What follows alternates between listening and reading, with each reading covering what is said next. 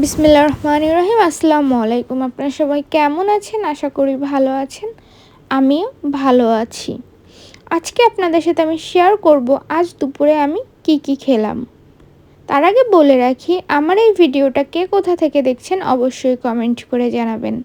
যেসব আপুরা ভাইয়ারা কমেন্ট করেছিলেন আগের ভিডিওতে তাদের অসংখ্য ধন্যবাদ।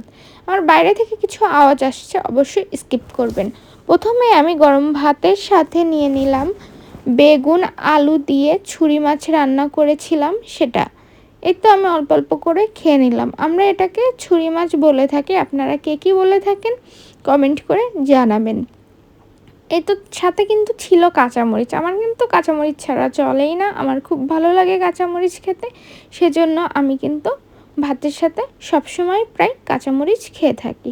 এই তো একটু একটু করে খেয়ে নিচ্ছিলাম। খেতে কিন্তু দারুণ মজার ছিল। আপনারাও কিন্তু এভাবে রান্না করে খেতে পারেন, ট্রাই করতে পারেন বাসায়, খুবই ভালো লাগবে। তারপরে আমি নিয়ে নিলাম কবুতরের মাংস। আমার কবুতরের মাংস ভালো লাগে, আমি জানি সবারই কম বেশি কবুতরের মাংস ভালো লাগে। এই তো প্রথমেই কবুতরের লেগ পিচে একটা কামড় দিলাম। এটা খেতে ভালোই ছিল, কিন্তু কবুতরটা বয়স্ক হয়ে গেছিলো বলে মাংসটা একটু শক্ত ছিল। এই তো আমি এটা আলু দিয়ে রান্না করেছিলাম, একটু ঝোল ঝোল করে। আমি এটা আস্তে আস্তে খেয়ে নিলাম। কবুতরের গিলা ছিল, এটা গিলা কিন্তু খুবই ভালো লাগে, মুরগির গিলা বা কবুতরের গিলা। আপনারা কে কে গিলা খেতে পছন্দ করেন অবশ্যই কমেন্ট করে জানাবেন। এই তো আমি মাংস খেয়ে নিচ্ছি। যাই হোক, এগুলোই ছিল আমার আজকের দুপুরের খাবার। আলহামদুলিল্লাহ।